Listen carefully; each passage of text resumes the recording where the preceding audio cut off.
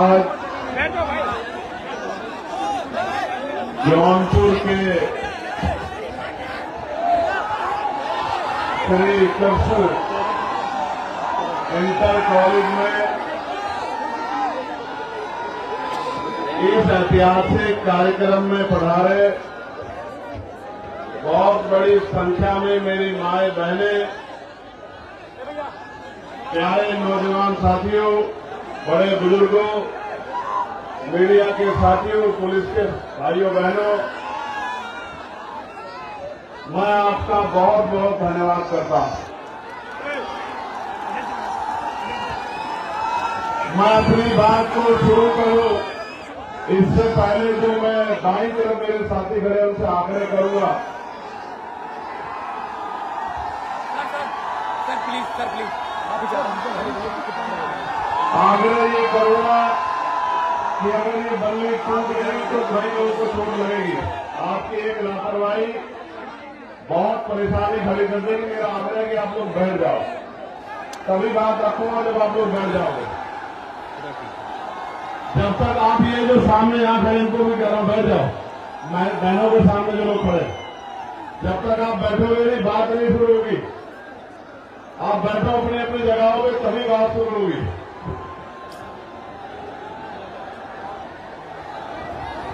ये जो साथी है वो भी बैठो वहां जो सामने, मां बहनों से थोड़े देर पीछे पीछे होकर बैठो कि उनको परेशानी ना हो।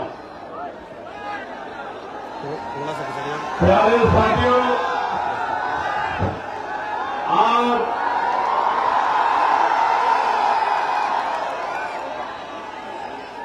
जब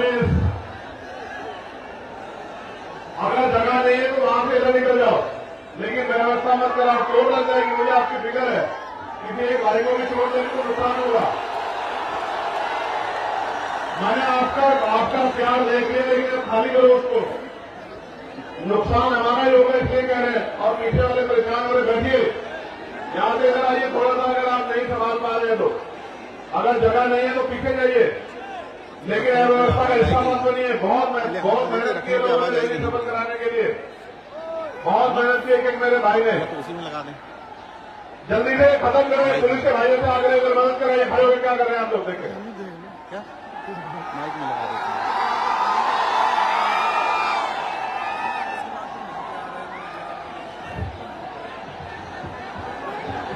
जल्दी से बैठिए, फिर बात करनी है, बहुत गर्मी है।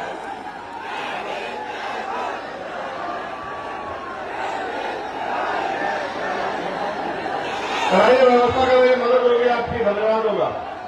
प्यारे साथियों, आज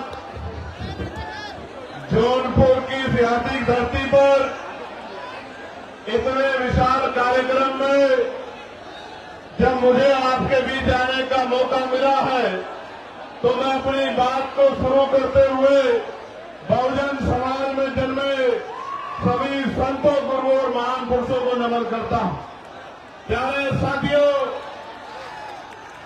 महामानव तथागत गुरु से लेके जगत गुरु सतगुरु रविदास जी महाराज, गुरु कबीर जी, गुरु नानक जी, संत गाडगे जी महाराज, गुरु वाल्मीकि जी, नारायण गुरु, राष्ट्रपिता ज्योतिबा फूले, छत्रपति साहू जी महाराज, डॉक्टर बाबा साहब अम्बेडकर, माननीय साहब श्री काशीराम, माननीय रामसुर वर्मा, चौधरी महाराज सिंह भारती, जननायक कपूरी ठाकुर, बाबू जगदेव प्रसाद कुशवाहा, तमाम हमारे महापुरुष, जिनमें शिवदयाल, संत रामदेव प्रजापति जी, संतू जी लाल जी, महाराजा बिजली पासी जी, मां उदयदेव पासी जी, महाराजा सुहेलदेव जी, और जौनपुर के गब्बर कहे जाने वाले अमर शहीद बाकेर चमार जी को भी मैं नमन करता हूं। इस महान धरती से एक ऐसे नायक जिन्होंने आजादी के गदर में 1857 अपनी टीम के जरिए अंग्रेजों के पैर उखाड़ दिए थे, जिनको गब्बर की उपाधि दी गई, जिनके नाम से अंग्रेज कांपते थे, ऐसे अमर शहीद जिनको भुला दिया गया, वाकई चमार जी को पुनः याद करता हूं।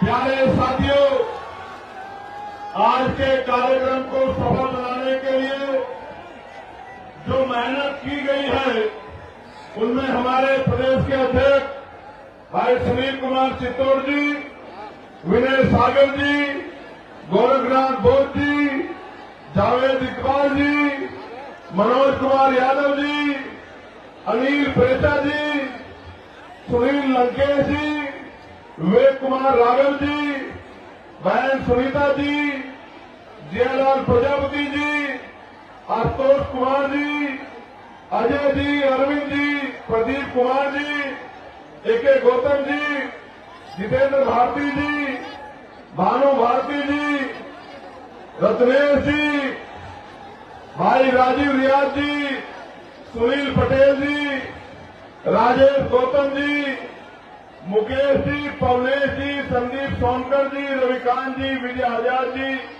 सत्येंद्र गौतम जी, डॉक्टर सुमन जी, साहब सौरभ जी, भाई अनिल कुमार गौतम जी, डॉक्टर संजय वर्मा जी, मुकेश वाल्मीकि जी, सुशील सागर जी, आकिब जबर जी, तनवीर हसन जी, भोला पटेल जी, तबरेज अहमद जी, भाई सरोज जी, तनवीर अंसारी जी और भाई एस.पी. मानव जी, शैलेंद्र कुमार जी, राजमणि पटेल जी, राकेश सिद्धार्थ जी, हीरा लाल जी, अहद भाई, इरशाद भाई, उदय प्रताप जी, डॉक्टर शमशेर जी, इंजीनियर राहुल जी, चंदन सिंघानिया जी, समरजीत पटेल जी, अमन जी, अजय जी, अनिल कुमार जी,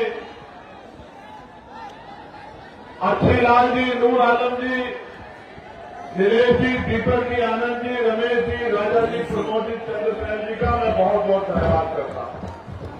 प्यारे साथियों, मैं अगर आज सबसे ज्यादा किसी का धन्यवाद करना चाहता हूं तो अपनी मातृशक्ति का करना चाहता हूं, अपनी माओं का, बहनों का, बच्चियों का, और इसलिए धन्यवाद करना चाहता हूं इसलिए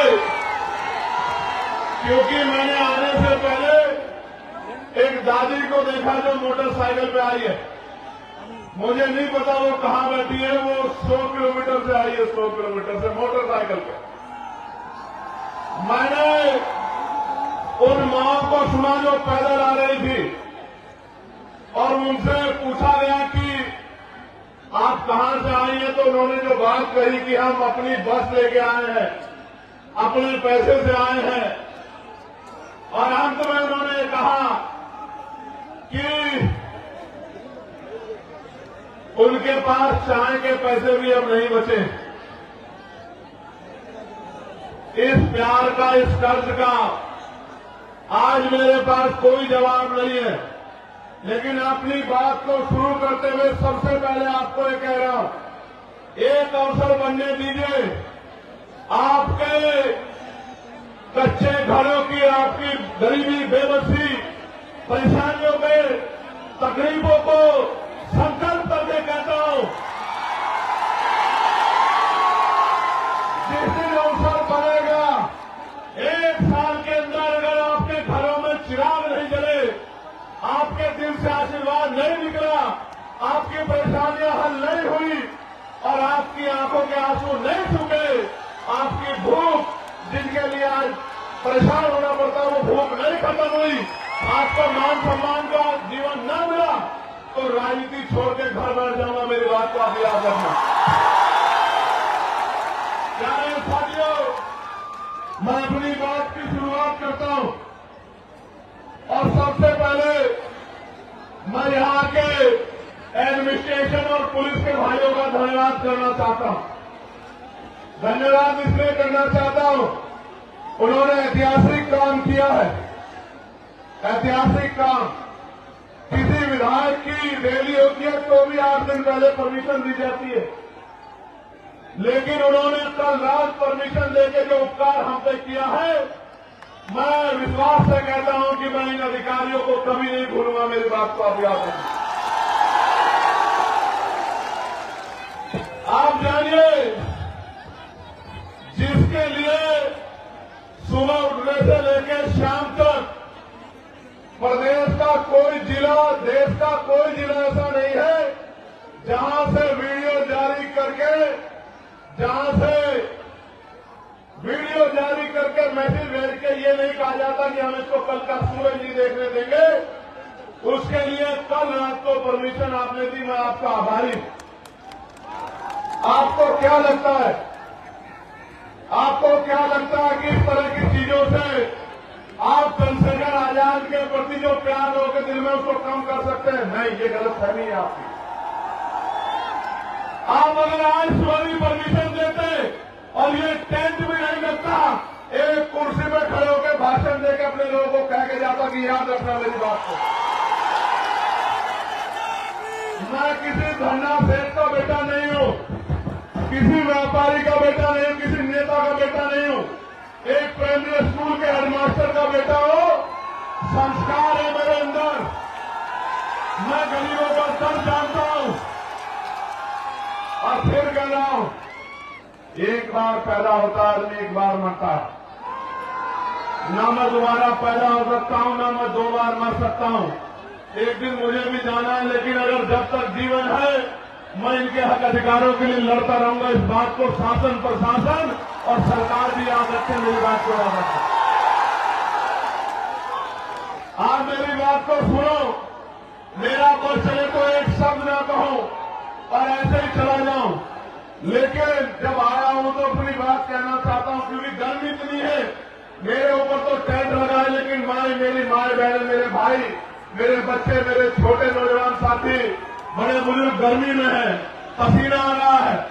मैं तो जानता हूं लोग पैसे पे नहीं जाते, खाने पे, मिठाई पे, शराब पे नहीं जाते, और आप अपने इस बेटे को इज्जत, प्यार, आशीर्वाद देने के लिए इस गर्मी में बैठे हो।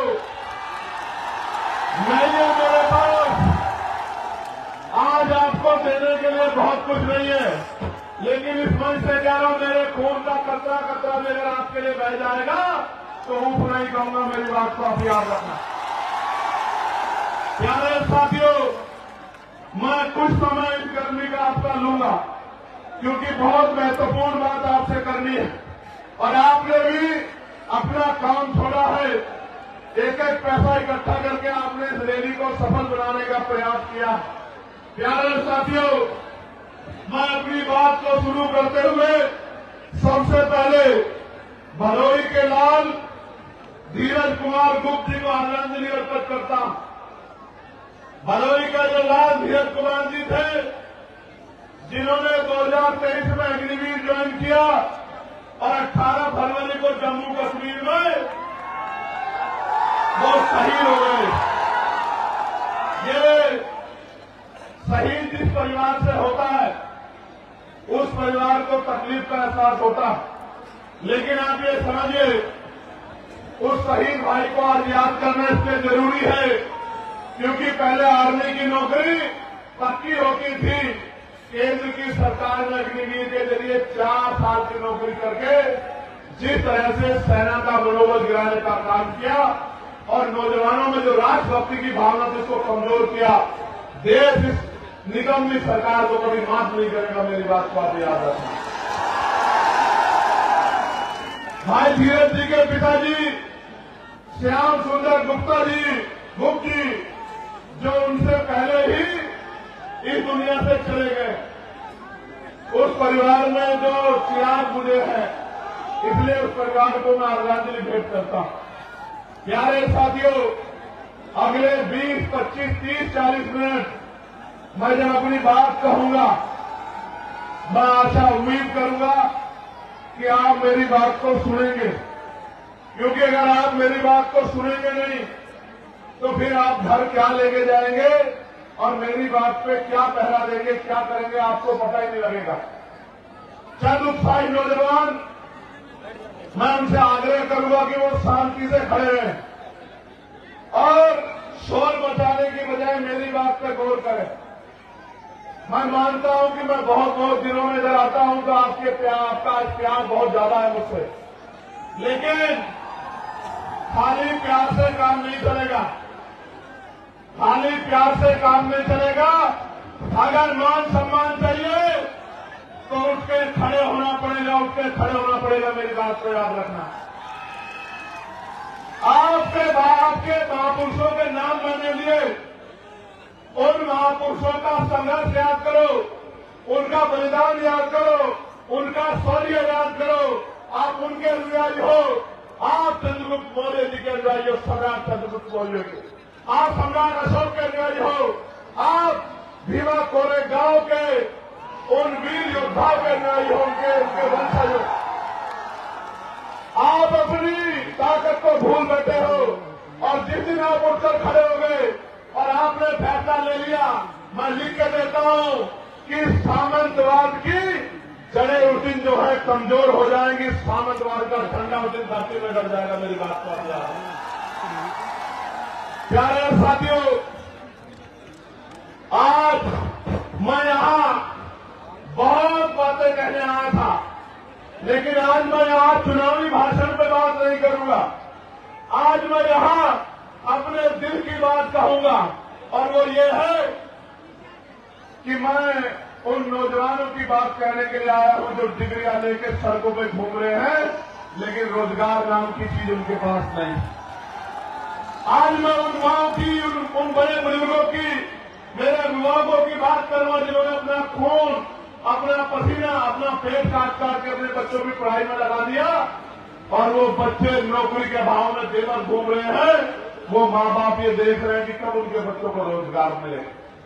आज मैं उन किसानों की बात करूंगा जो किसान इस जोन में कभी बाढ़ से प्रभावित होते हैं, कभी सूखे से प्रभावित होते हैं, कभी खनन माफियाओं के चोट से प्रभावित होते हैं, कभी सरकार के जुल्म से प्रभावित होते हैं, कभी खाद समय पे नहीं मिलता, कभी डीएपी समय पे नहीं मिलता, कभी यूरिया समय पे नहीं मिलता, कभी उनकी फसल बर्बाद हो जाती है, उनको मुआवजा भी नहीं मिलता। आज मैं उन किसानों की बात यहां करने आया।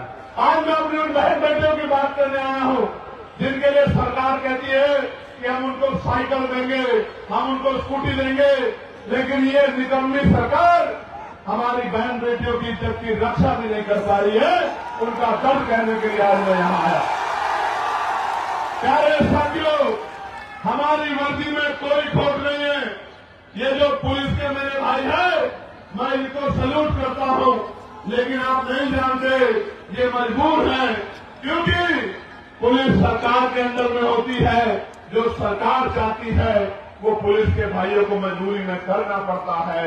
अगर अनुशासन में काम करेंगे तो कार्रवाई होगी, न चाहते हुए भी कई बार मजबूरी में ऐसे कदम उठाते हैं। इसका एक उदाहरण मैंने आपको बता दिया कि रात लेट नाइट परमिशन दे रहे हैं, अगले दिन कार्यक्रम है, टेंट कैसे लगेगा, कार्यक्रम कैसे होगा। इससे एहसास होता है कि पुलिस कितनी मजबूर है। मैं आपको विश्वास दिलाता हूं और पुलिस के भाइयों से शुरुआत करूंगा। एक अवसर बनने दो आजाद समाज पार्टी काशीराम को 8 घंटे की ड्यूटी आपकी करके दिखाएंगे। मेरी बात को आगे सप्ताह में 1 दिन छुट्टी दिला के रहेंगे, आपको याद रखना। प्यारे साथियों, वेतन विसंख्या दूर कराएंगे आपकी। आपका जो बैकलॉग है भर के आपको जो 24 घंटे ड्यूटी का प्रेशर बना हुआ ये खत्म करेंगे, और आपको बॉर्डर स्कीम खत्म करके अपने जिले के बराबर के जिले में जाने की आजादी देंगे। मेरी बात को आप याद रखना। आपसे शुरुआत करें। प्यारे साथियों, अभी शिक्षा मित्रों को मैं बधाई देता हूं, लेकिन बधाई अधूरी है, क्योंकि मैं तो शिक्षा मित्रों का वेतन 25,000 से पार चाहता था, लेकिन हमारे सब प्रयास के बाद सरकार ने लगभग 18,000 रुपए की घोषणा की है। प्यारे साथियों, अभी तो शिक्षा मित्रों की बात आगे बढ़ी है, अभी तो लड़ाई पीआरडी के जवानों की बाकी है, होमगार्ड भाइयों बहनों की बाकी है, भोजन माताओं की बाकी है, आशा आंगनबाड़ी बहनों की बाकी है, पंचायत सहायकों की बाकी है, रोजगार सेवकों की बाकी है। जब तक इनके मानदेय वेतन में वृद्धि नहीं होती और इनको कम से कम 20-20 हजार रुपए का रोजगार नहीं मिलता, तब तक हम लोग रुकने वाले नहीं, सरकार को मजबूर करके छोड़ेंगे। इस सरकार को मजबूर करके छोड़ेंगे कि जिनसे काम लेते हो उनको कम से कम इज्जत का वेतन देने का काम करो। सिर्फ यही लड़ाई खत्म नहीं होगी जब तक ग्रामीण क्षेत्रों में महिलाओं को सम्मानपूर्वक रोजगार नहीं मिलेगा, तब तक ये लड़ाई पूरी नहीं हो सकती। मेरी बात को आप याद रखना। और आज कह रहा हूं 2 किलो राशन नहीं दूंगा, आटा चावल नहीं देंगे हम लोग, 2000 रुपए नहीं देंगे, लेकिन आपके बच्चों को इतनी अच्छी शिक्षा देंगे और आपको रोजगार देंगे कि आप 20,000 रुपए घर पर रहकर कमाओगे। मेरी बात को आप याद रखें। आपके बच्चों को इतनी अच्छी शिक्षा देंगे कि वो अपने पैरों पर खड़ा होकर 50,000 रुपए का रोजगार करेगा और आपसे आंसू पूछने का काम करेगा। मेरी बात को आप याद रखें। प्यारे साथियों, उत्तर प्रदेश के हालात बदल रहे हैं, उत्तर प्रदेश के हालात बदल रहे हैं और एक तरफ तो नीले झंडे वाले बाबा साहब अम्बेडकर के अनुयायी पूरे साहू के अनुयायी घूम रहे हैं, दूसरी तरफ कुछ बहरूपिये भी घूम रहे हैं। और बहरूपियों को कैसे पहचानना है, बहरूपियों को कैसे पहचानना है, तो उनकी बातों में गौर करना पड़ेगा। एक नेताजी तो विधानसभा में खड़े होकर कहते हैं, हालांकि मैं इस भाषा को नहीं यूज करना चाहता था, लेकिन मुखौटे तो उतारने पड़ेंगे, बिना मुखौटे उतरे का काम नहीं चलेगा। मैं जो मंचासीन हमारे नेता उनको भी बताना चाहता हूं कि आज देश में सिर्फ चमार जाति को आरक्षण नहीं मिलता, पूरे शेड्यूल कास्ट को आरक्षण मिलता है, पूरे बैकवर्ड क्लास को आरक्षण मिलता है। और तो और कई सारे मैं देश भर में घूमता हूं, क्षेत्रीय आधार पर तो सामान्य जाति के लोगों को भी हिमाचल में, जम्मू कश्मीर में, उत्तराखंड में आरक्षण का लाभ मिलता है। और तो और 2019 से ईडब्ल्यूएस के जरिए सामान्य जाति के गरीबों को भी आरक्षण का लाभ मिलता है। लेकिन सामंतवादी सोच क्या होती है, इसका उदाहरण मैं आपको बताता हूं कि एक नेता असेंबली में खड़े होकर कहते हैं कि मैंने केवल से पूछा कि आप चमार बनना चाहते हैं। आप समझो मानसिकता क्या है, वो ये बताने का काम कर रहे हैं, क्योंकि निषाद समाज के लोग ये मांग कर रहे हैं कि उनको शेड्यूल कास्ट में रखा जाए, तो ये बताने का काम कर रहे हैं कि जो आरक्षण लेता है वो चमार बन जाता है। और मैं उन नेताजी को और उनके बड़े नेताजी को कहना चाहता हूं मंच से, कभी बाके चमार का इतिहास पढ़ना तो आपको पता लगेगा, और कभी सिर्फ बाके चमार का इतिहास मत पढ़ना, कभी चमार रेजिमेंट का इतिहास पढ़ना तो आपको पता लगेगा कि हमारे शौर्य का, कि बहुजन समाज में शौर्य कितना। मैं तो बार बार कहता हूं कि बना के देखो, अहिर रेजिमेंट बना दो, गुजर रेजिमेंट बना दो, पाल रेजिमेंट बना दो, प्रजापति रेजिमेंट बना दो, निषाद रेजिमेंट बना दो, और देश की सेवा में, देश की रक्षा में मौका दो बहुजन समाज के लोगों को, हम दिखाएंगे देश की रक्षा कैसे होती। बनाओ मौर्य रेजिमेंट, बनाओ साक्य रेजिमेंट, बनाओ कुर्मी रेजिमेंट, अगर आपका हिम्मत है बनाओ पटेल रेजिमेंट, और दोनों का हम बताएंगे हमारे अंदर कितनी क्षमता। इतिहास लगा है कि हमने अंग्रेज हो या कोई और शासक हो, किसी के आगे घुटने नहीं टेके, इतिहास बात का गवाह। प्यारे साथियों, आगे बढ़ेगी बात। अब 15 मार्च को मैं निमंत्रण भी देता हूं, और क्योंकि मीडिया पता नहीं क्या प्रचार करेगी, तो आपको बताना भी चाहता हूं कि 15 मार्च को बाराबंकी में आजाद समाज पार्टी का जैसे आज रेला हुआ ना, ये बहुजनों का मेला लगा है यहां जौनपुर में, ऐसा ही मेला लगेगा बाराबंकी में। बाराबंकी में 15 मार्च को, और वो जो बहरूपिये है उनकी पार्टी कह रही है कि हम बहुजन समाज का दिवस बनाएंगे 15 मार्च को। क्यों बनाएंगे सुनो, क्योंकि 15 मार्च को मान्यवर साहब श्री काशीराम साहब की जयंती है। लेकिन क्यों मनाएंगे, क्योंकि आपके पास वोट है इसलिए, और आप मान्यवर काशीराम साहब का सम्मान करते हैं, मगर ये नहीं बताएंगे कि मान्यवर काशीराम साहब की जयंती में जो अवकाश तय हुआ था, इन्हीं बहरूपियों की सरकार ने उस अवकाश को कैंसिल करने का काम किया। और तो मान्यवर काशीराम साहब के नाम से बने जिले का नाम भी इन्हीं बहरूपियों ने बदलने का काम किया था। और तो और मान्यवर काशीराम साहब के नाम से सहारनपुर में बने मेडिकल कॉलेज का नाम भी इन्हीं बहरूपियों ने बदलने का काम किया था। और उससे भी तकलीफ दे प्रमोशन में रिजर्वेशन का बिल भी इन्हीं बहरूपियों के नेताओं ने पार्लियामेंट में फाड़ने का काम किया था, जिसकी वजह से हमारे SC/ST के कर्मचारी अधिकारियों को खून के आंसू रोने पड़े और डिमोशन हमारे लोगों का हुआ। अगर इनकी रकम न होता तो मानव काशीराम साहब का नाम बदलने की बजाय एक और मेडिकल कॉलेज दूसरे महापुरुष के नाम पर बना। इनकी रकम न होता तो प्रमोशन में रिजर्वेशन कैंसिल करता, बिल फाड़ने के बजाय SC/ST के साथ OBC के भाइयों को भी प्रमोशन में रिजर्वेशन का लाभ दिलाने का काम करता। और तो इनका चेहरा कब बेनकाब हुआ और ज्यादा तब हो गया जो बात बहुजन की करते हैं, लेकिन जब UGC का कानून आया, गाइडलाइन आई, तो ये सब लोग विरोधियों के पक्ष में खड़े हो गए। ये बात बहुजन की करते हैं और गुलामी 15% लोगों की करते हैं। ये जो बहरूप के घूम रहे, मैं इनकी बात कर रहा हूं।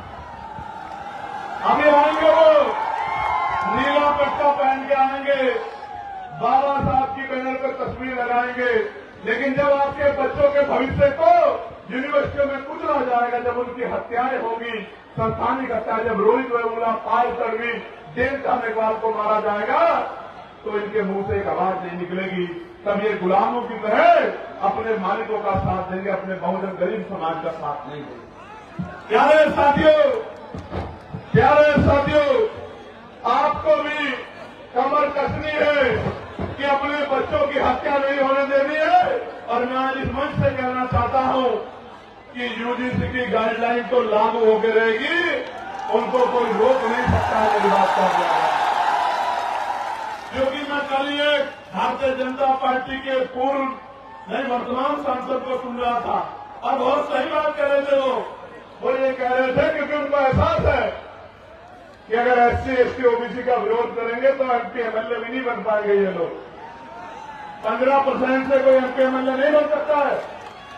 मैं आपको कह रहा हूं, जो आपके अधिकारों का विरोध करे उसके लिए नारा मेरा याद रखना कि ना तो नोट उनको देना और ना वोट उनको देना जो आपके अधिकारों का विरोध करते हैं, आपके बच्चों का विरोध करते हैं। अपना नोट भी उसको देना और अपना वोट भी उसको देना जो आपके लिए सीना तान के खड़ा है, गोली की परवाह नहीं करता, जेल की परवाह नहीं करता, मुकदमे की परवाह नहीं करता, जो आपके आंसुओं पे अपना खून बहाने को तैयार है। आपको भी तैयार होना पड़ेगा उसको शक्ति देने के लिए, वरना फिर बहुत बड़ा नुकसान हो जाएगा। मेरी बात को आप याद रखना। प्यारे साथियों, हमने तय किया है कि हम सबसे बड़ा बदलाव ये करेंगे, जब हम पे अवसर बनेंगे आजाद समाज पार्टी के लोगों पे, तो हम सबसे बड़ा बदलाव ये करेंगे कि हम नई शिक्षा नीति लागू करेंगे। अब वो नई शिक्षा नीति क्या होगी? वो नई शिक्षा नीति ये होगी कि चाहे चीफ सेक्रेटरी हो या मुख्यमंत्री हो, चाहे मंत्री हो या संतरी हो, चाहे सांसद हो या विधायक हो, चाहे चेयरमैन हो या जिला पंचायत का अध्यक्ष हो, गांव के सरपंच और पंचायत के मेंबर से लेके और मुख्यमंत्री तक के बच्चों को और DGP चीफ सेक्रेटरी से लेके पंचायत के सेक्रेटरी के, DM SSP के, CO दरोगा जी के, ADM SDM के, कानून तहसीलदार के, सबके बच्चों को IG DIG कमिश्नर एडिशनल के बच्चों को सरकारी स्कूल में पढ़ाने का काम करेंगे। मेरी बात को अच्छा आप सोचोगे इससे बदलाव क्या हो जाएगा? मैं आपको बताता हूं इससे बदलाव क्या होगा। इससे बदलाव ये होगा कि जब उनके बच्चों के हितों की बात आएगी तो सरकारी स्कूल की व्यवस्था ऐसी होगी कि वहां 5 स्टार होटल भी आपको कमजोर महसूस होगा, उसके सामने खोखला साबित होगा। क्योंकि जब एक स्कूल में एक ही टेबल पे जिलाधिकारी का, SSP का और किसान मजदूरों का, हम गरीबों का बच्चा बैठेगा तो टीचर भी टाइम पे आएगा, कमरे भी अच्छे होंगे, साफ सफाई भी होगी और पढ़ाई भी अच्छी होगी। तभी जाके गरीबों के हिस्से में जो है अच्छी जिंदगी के सपने शुरू होंगे। प्यारे साथियों, हम हेल्थ पॉलिसी में बदलाव करेंगे। हम तय करेंगे कि जितने भी लोग कानून बना रहे हैं या जो कानून को लागू करा रहे हैं, उन सबका उनके बच्चों का इलाज सरकारी अस्पताल में हो बीमार होने के बाद। जिस दिन ये होगा आप देखना, मशीनें भी अच्छी होंगी, एक्सरा भी वही होगा, सारे टेस्ट भी वही होंगे और दवाइयां भी वही मिलेंगी, बिल्डिंग भी अच्छी होगी, सुविधाएं भी होंगी। तो गरीब की जेब पर जो डाका पड़ रहा है इलाज के कारण, ये डाका नहीं पड़ेगा। मेरी बात को आप याद रखना। प्यारे साथियों, हम कानून व्यवस्था को इतना मजबूत करेंगे कि किसी की हिम्मत नहीं होगी किसी गरीब की बेटी की तरफ, उसके बेटे की तरफ, उसकी जमीन की तरफ, उसकी पत्नी बहनों का मांग उठाने की। मेरी बात को आप याद रखना। और जो गुंडागर्दी करेगा उसको ऐसा सबक सिखाएगी पुलिस कि दोबारा पीढ़ी में भी कोई गुंडागर्दी करने वाला माफिया नहीं पैदा होगा। मेरी बात का याद है। प्यारे साथियों, ये जो केंद्र और राज्य की डबल इंजन की गुंडागर्दी की सरकार चल रही है, इस गुंडागर्दी की सरकार को सबक सिखाने का समय आ गया। मेरे भाइयों, मैं आपसे आग्रह करना चाहता हूं कि इस गुंडागर्दी का जवाब हमें वोट की ताकत से देना। अभी वीरभानपुर में क्या हुआ?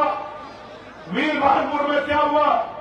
सत्ता को खुश करने के लिए पुलिस के लोगों ने मेरी मां बहनों के ऊपर लाठियां चलाने का काम किया। पूरे गांव में कितनी मारपीट की आपको पता है। मैं इनको समझाता हूं कि भाई ऐसा काम मत करो। शराब के नशे में जाके आप गांव में अराजकता करोगे और जनता आपसे विरोध नहीं करेगी तो ऐसा नहीं हो सकता।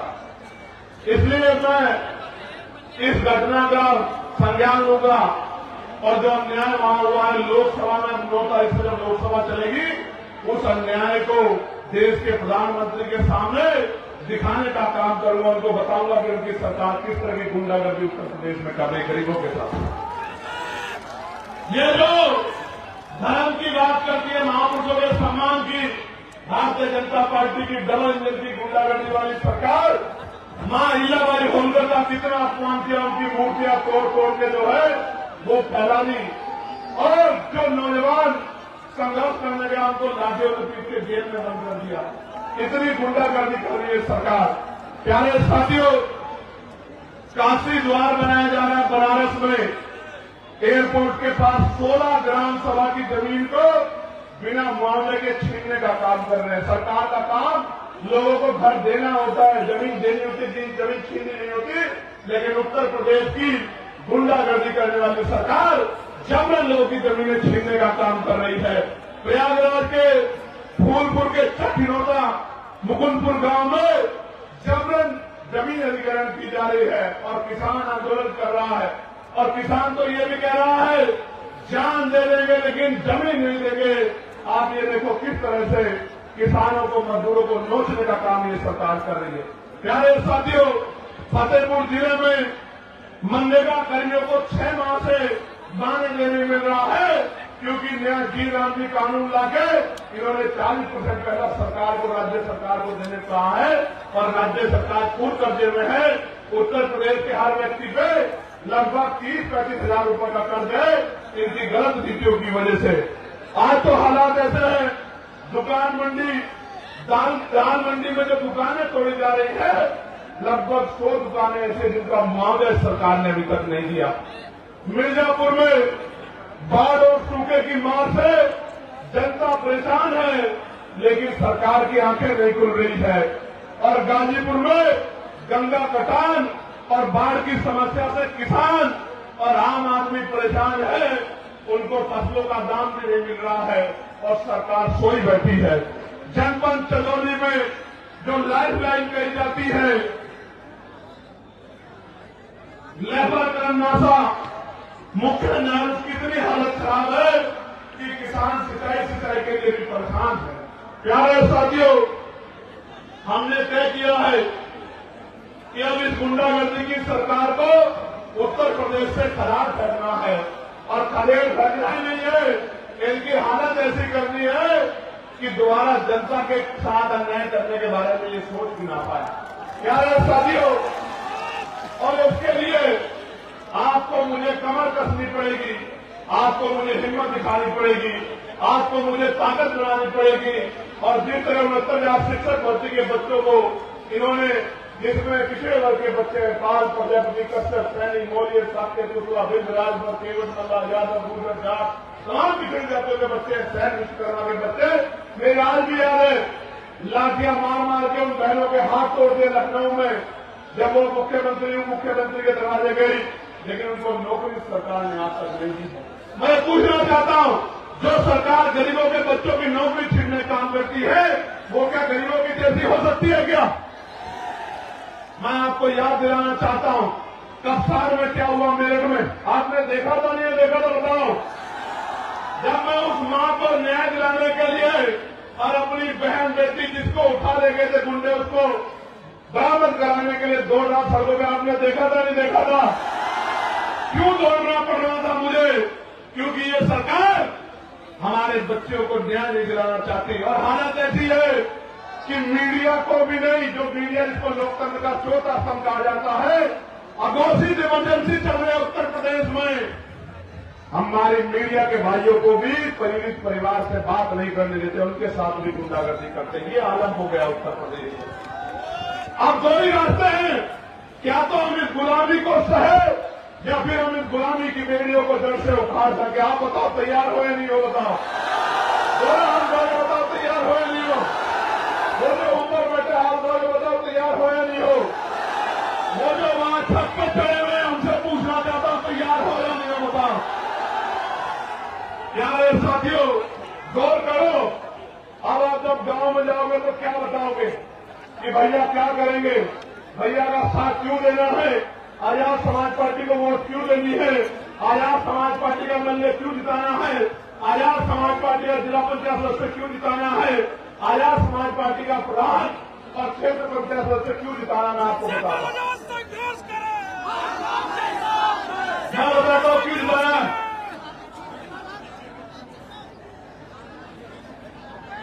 मैं बताता हूं क्यों जिताना। अगर आपको 15% अतिरिक्त आरक्षण चाहिए पिछड़े वर्ग के लोगों को, पिछड़े समाज को, मौर्य जी यहां बैठे, प्रजापति जी यहां बैठे, बिल्कुल साफ कह रहा हूं, जिसकी सरकार होगी, जिस विचार की सरकार होगी, उसी भाव के काम करेगी। इस देश, इस उत्तर प्रदेश में पिछड़े अति पिछड़े समाज की जब 1931 में जनगणना हुई तो 52% था।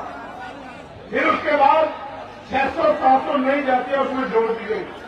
आज वो 70% के करीब, 65% के करीब मिल क्या रहा है, 27% आरक्षण। वो भी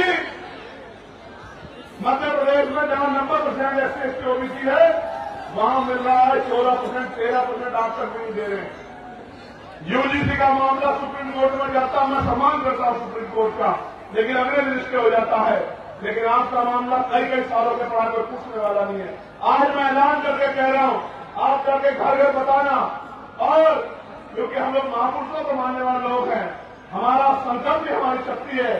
जिस तरह केंद्र की सरकार ने 10% आरक्षण 3 दिन के अंदर सामान्य जाति के गरीब भाइयों को दिया था बिना आंकड़ा दिखाए, 15% आरक्षण अति पिछड़ी वर्ग के भाइयों को 27% से अलग आजाद समाज पार्टी का नाम दिलाने का काम करेंगे। मेरी बात को आप याद,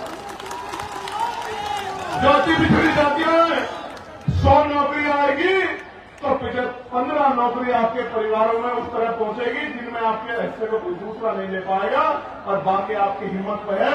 आप पढ़े लिखे आपके बच्चे जनरल मेरिट या पिछड़े वर्ग में भी जाएंगे तो उसमें भी आपकी नौकरियों का संरक्षण करने का काम हम लोग करेंगे। मेरी बात को आप प्यारे साथियों, जातिगत गणना में ओबीसी का अगर कॉलम जुड़वाना है, ओबीसी की गणना करानी है, ये पता करना है कि ट्रैक्टर किसके पास है, ट्रॉली किसके पास है, बस किसके पास है, 4 पहिया गाड़ी किसके पास है, 2 पहिया गाड़ी किसके पास है, किसके अकाउंट में कितने पैसे, किसके पास कितना बिजनेस है, किसके पास क्या व्यापार है, किसके पास कौन शिक्षित है, किसके पास जमीन अगर जानकारी करनी है तो जनगणना करानी ही पड़ेगी, और आर्थिक आंकड़े भी उससे जारी करने पड़ेंगे।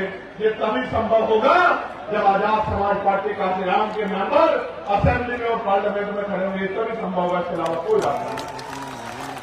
प्यारे साथियों, अगर प्रमोशन में रिजर्वेशन SC ST OBC के कर्मचारियों को दिलाना, उनके हितों की रक्षा करनी है, तो आपको आजाद समाज पार्टी काशीराम को ताकत देनी चाहिए। अगर आपको निजी क्षेत्रों में आरक्षण लागू कराना है, अपने बच्चों की हिस्सेदारी सुनिश्चित करनी है भेदभाव वाले समाज में, तो आजाद समाज पार्टी काशीराम को आपको वोट देनी है।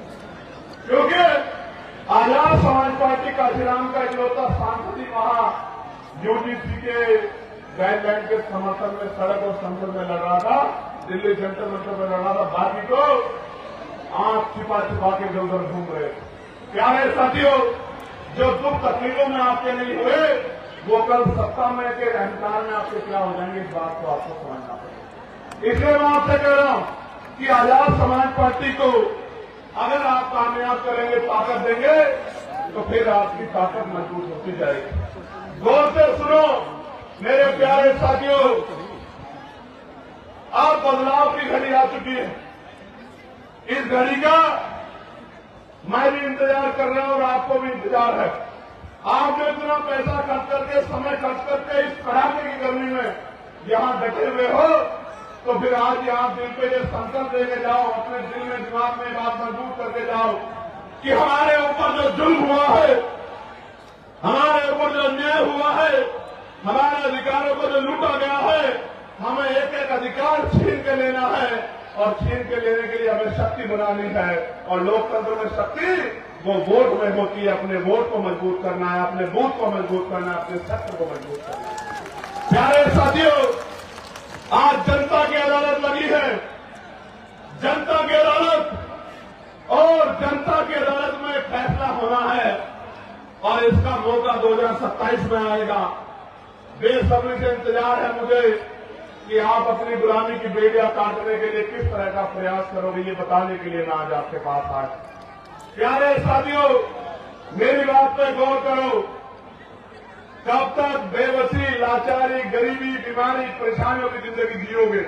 एक समय था कि देश आजाद नहीं था, तमाम तरह के व्यवधान थे, तमाम तरह के जो है आपके ऊपर बंदी से लगाई गई थी। लेकिन बाबा साहब अम्बेडकर ने, मैं इस कहानी को इसलिए कह रहा हूं कि आपको, मेरी नौजवान पीढ़ी को पता लगे कि बाबा साहब अम्बेडकर ने अपने 4-4 बच्चे कुर्बान किए और कैसा समय बिताया। गौर से सुनो, ये जो अगली 10 मिनट है, ये आपके दिल पे ऐसी छाप छोड़ेगी कि आपको पता रहेगा बाबा साहब ने हमारे लिए क्या किया। प्यारे साथियों, इस देश में जिसके पास वोट का अधिकार नहीं है, वो किसी संवैधानिक पद पे नहीं जा सकता है। मेरी बात को आप याद रखना। सिर्फ संवैधानिक पद पे नहीं जा सकता है, उसकी सुनवाई भी कहीं नहीं होगी। इस देश में 1917 से पहले 30% लोग वोट का अधिकार रखते थे। कितने % लोग? जोर से बताओ, जोर से बताओ। 30% लोग। फिर मोंटेगो चेमफोर्ड सुधार समिति बनी, उसने कुछ नए प्रावधान जोड़े, अमेंडमेंट किया कि वोट का अधिकार बढ़ना चाहिए, तो फिर नए लोगों को वोट का अधिकार मिला। किनको? जो पढ़े लिखे हैं बहुत, किनको? जो बहुत पैसे वाले हैं, किनको? जो जमींदार हैं, किनको? जो लगान देते हैं, किनको? जो व्यापारी है। और आप गरीब समाज उसमें नहीं था। फिर 15% लोगों को वोट का अधिकार हो गया। और आपको जान के बड़ा अचरज होगा कि जो आज आपके मसीहा बनते हैं धर्म के नाम पे, जो नारा लगाते हैं हिंदू हिंदू भाई भाई, जो नारा लगाते हैं जात पात पिछड़ो विदाई, एक आदमी नहीं था कि दलित पिछड़ो आदिवासियों को वोट का अधिकार मिल जाए। मैं आपको बताना चाहता हूं कि 1919 से पहले गरीब दलित पिछड़ी महिलाओं को तो छोड़ दीजिए, आदिवासी महिलाओं को छोड़ दीजिए, सामान्य जाति की एक भी महिला को वोट देने का अधिकार भारत के अंदर नहीं था। उन 15% वोटर में एक भी दलित पिछड़ा आदिवासी नहीं था। 1928 में, मैं अपने नेताओं को भी बता रहा हूं कि वो भी गौर से सुने, 1928 में बाबा साहब अम्बेडकर ने बहिष्कार भिक्षाणी महासभा के उसके बैनर तले मेमोरेंडम दिया ब्रिटिश काउंसिल को और कहा कि ये लोकतंत्र नहीं है, ये तो धनतंत्र है, पूंजीपतियों का, मनुवादियों का, सामंतवादियों का गठजोड़ है। आज भी हमारे लोगों को वोट का अधिकार नहीं है। आपको भारत के हालात का नहीं पता है। जब पूरी बात मेमोरेंडम में कही, उस मेमोरेंडम की जांच करने के लिए साइमन कमीशन भारत आया। जब साइमन कमीशन ने यहाँ की इतिहास हिस्ट्री को देखा, यहाँ के हालात को देखा, यहाँ के लोगों से बात की, तो फिर 3 गोलमेज सम्मेलन हुए। उन 3 गोलमेज सम्मेलन में बाबा साहब अम्बेडकर ने हम लोगों का प्रतिनिधित्व किया और बाबा साहब अम्बेडकर को कम्युनल अवार्ड मिला। जब बाबा साहब को कम्युनल अवार्ड मिला तो गांधी जी ने यहां जेल में आंदोलन कर दिया और फिर 24 सितंबर 1932 में पूना पैक्ट हुआ, हमारे अधिकार छीन लिए गए। बाबा साहब ने तो ये कहा कि मैं फल लेकर आया था अपने गरीब समाज के लिए। इन मनुवादियों ने उस फल को छीन लिया, उसके छिलके मेरे मुंह पे मार दिए, जिसको आरक्षण का ताना दिया जाता। मैं आपको बताना चाहता हूं मेरे भाइयों, यहां पहुंची मेरी मां, मेरे बच्चों, मेरे नौजवान बहादुर योद्धाओं, मेरे विभागों को बाबा साहब अम्बेडकर के अथक प्रयासों से भारत पहला ऐसा देश है जिसमें हर व्यक्ति को, बालिग व्यक्ति को वोट का अधिकार मिला, सारी महिलाओं को वोट का अधिकार मिला, सार्वभौमिक मताधिकार लागू हुआ। अमेरिका नहीं कर पाया आजादी के समय, संविधान लागू होने के समय ब्रिटेन नहीं कर पाया, यूरोप नहीं कर पाया, रूस नहीं कर पाया। ये अगर सामाजिक न्याय का चरित्र किसी में था तो आपके महापुरुषों में था, फूले में था, साहू में था, परियार में था, दयानंद यादव में था, बाबू जगदेव प्रसाद कुशवाहा, जननायक कपूर ठाकुर में था और बाबा साहब अम्बेडकर जैसे महान पुरुषों में था, जिसकी बदौलत इस देश में कमजोर वर्गों के लोगों की इज्जत बनी। आज भी आप जाके देखो, जिस बस्ती में वोट नहीं है, न बिजली है, न पानी है, न सड़क है, न रोजगार है, न साफ सफाई है, जानवरों से पूरा जीवन। बिहार के लोग जाके देखो, मुंगतार आपको पता लग जाएगा, अपने बॉर्डर पे जाके देखो, आपको पता लग जाएगा। इसलिए मैं आपको कहना चाहता हूं, मेरी बात को सुनना और अपने दिल पे हाथ रख के बताना कि जब 18 मार्च 1956 को बाबा साहब अम्बेडकर आगरा में सभा करते हुए कह रहे थे कि मैं बड़ी मुश्किल से तमाम तरह के अपमान सह के, आरोप सह के, अन्याय जुल्म सह के इस कारवा को वहां से यहां तक लेके आ पाया हूं। अगर आप इसको आगे ले बढ़ा सकते तो इसको पीछे मत जाने देना। मेरे बच्चों रोते हुए कह रहे थे बाबा साहब, हमसे रो रहे थे बाबा साहब, और आपको मुझसे कह रहे थे कि मेरे बच्चों इस कारवा को पीछे मत जाने देना। और बाबा साहब ये कह रहे थे, गौर से सुनो नौजवानों, मेरे जिगर के टुकड़ों, गौर से सुनो। बाबा साहब कह रहे थे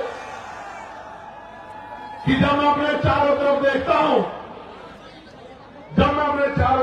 एक भी नौजवान ऐसा दिखाई नहीं देता जो इस आंदोलन रूपी तंबू का बंबू बन के इस आंदोलन को आगे बढ़ा।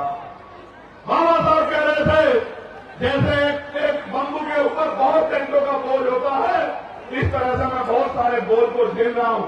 मैं बूढ़ा हो चला हूं, शांति से मरना चाहता हूं, लेकिन एक भी नौजवान मेरे आंदोलन को आगे बढ़ाने के लिए खड़ा नहीं हो रहा है। और आज मैं गौरवान्वित हूं कि ये लाखों का समंदर और इसमें नौजवानों का ये सब इंकलाब इस बात की गवाही दे रहा है कि हमने बाबा साहब के दर्द को मान लिया, हमने बाबा साहब अम्बेडकर के दर्द को मान लिया है और हमने बाबा साहब के पूरे सपने को पूरा करने का मन में ठान लिया है।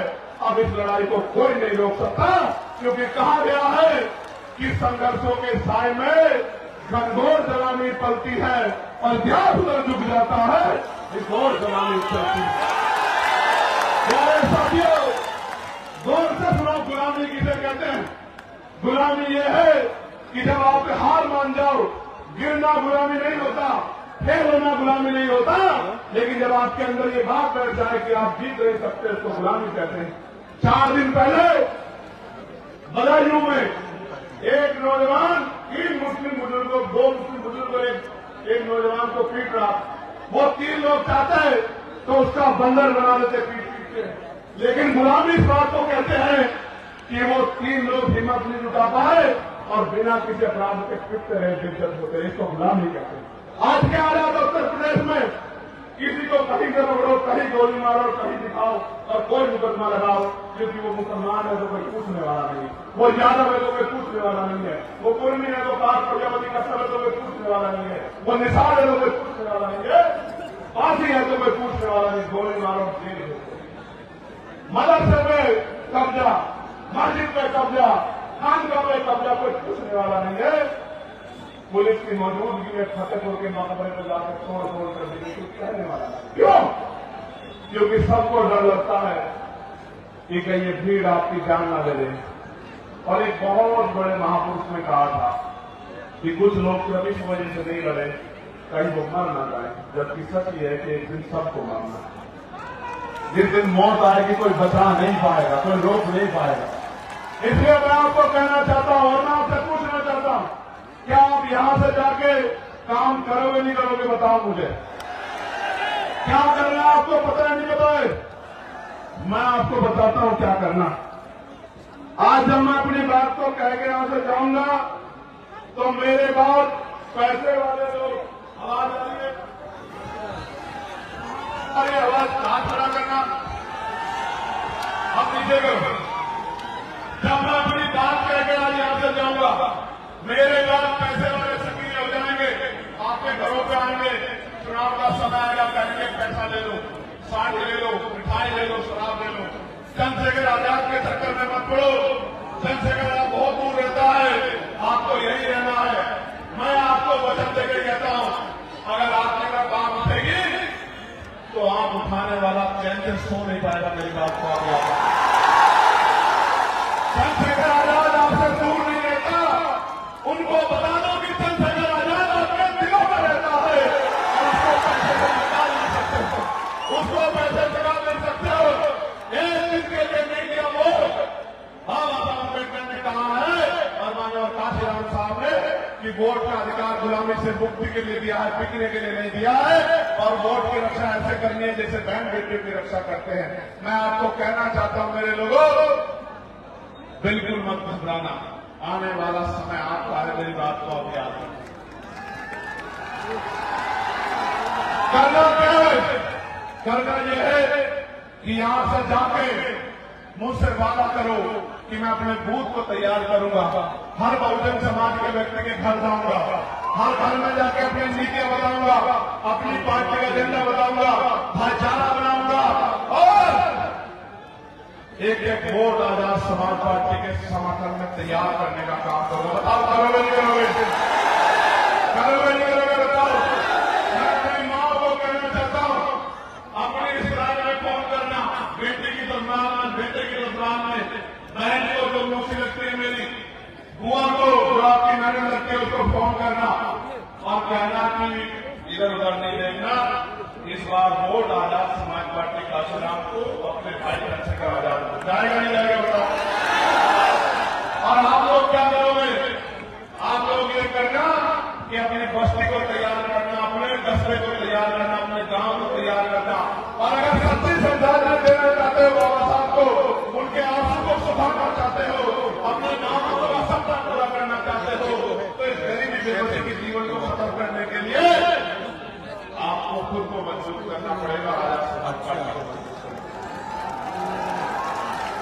जब कोई पैसा लेके आएगा तो भूल को नहीं आओगे मुझे, जोर से बताओ, दोनों हाथ उठा के बताओ, भूल को नहीं आओगे। ऐसा तो नहीं होगा किसी और की नाराजगी मुझसे निकालोगे, पक्का? कोई ऐसा तो नहीं कि आपको गुमराह कर दे। ताकत बनाओगे बनाओगे, मेहनत करोगे करोगे। मेरे प्यारे साथियों सुनो, मांगने से भीख मिलती है, अधिकार छीनने पड़ते हैं और छीनने के लिए शक्ति बनानी पड़ती है। और जब तक वोट का अधिकार हमारे पास है तब तक ही मौका है कि हम संविधान को मानने वाले लोग हैं, हम किसी दूसरे रास्ते के प्रयास नहीं कर सकते। इसलिए मैं आपसे कहना चाहता हूं, करोगे ना मेहनत? दोनों माता को करोगे नहीं मेहनत? वो जो पीछे लोग बैठने के बाद हाथ भी बताओ, करोगे नहीं करोगे मेहनत? आवाज नहीं जाने लग जाएगी, बताओ वो जो पीछे मेहनत करोगे नहीं करोगे? ये बताओ, इस गरीबी के जीवन में खुश हो गया? इसको बदलना चाहते हो ना? तो पहले खुद को बदलना पड़ेगा। तैयार हो नहीं हो? अपने महापुरुषों के संघर्ष को कामयाब करोगे नहीं करोगे? ताकत बनाओगे नहीं बनाओगे? जुल्म जाति की बेड़ियां काटोगे नहीं काटोगे? अब मैं चुप हूं, आप बताओ क्या करोगे? मदद करोगे नहीं करोगे? बताओ। आवाज नहीं आ रही, अभी नहीं आ रही। देखो, जब आजाद समाज पार्टी आपके बच्चों को अच्छी शिक्षा मिलेगी, आपके बच्चों को अच्छी चिकित्सा मिलेगी, पढ़े लिखे भाइयों को रोजगार मिलेगा, माँ को घर पे रोजगार मिलेगा, गांव में अन्याय अत्याचार खत्म हो जाएगा, अच्छी सड़कें बनेंगी, बिजली की व्यवस्था होगी, पानी की व्यवस्था होगी, साफ पानी की व्यवस्था, और आपको जीने का मौका मिलेगा। अभी तो गरीबी में कितने सर्वाइव कर रहे हो। और ये जो भ्रष्टाचार की सरकार है, भ्रष्टाचार की सरकार, इसका एक किस्सा मैं आपको बता देता हूं। मेरे याद आ गया इसका एक किस्सा, भ्रष्टाचार की सरकार का एक किस्सा, वो आपको बता के फिर अपनी बात को खत्म करूंगा।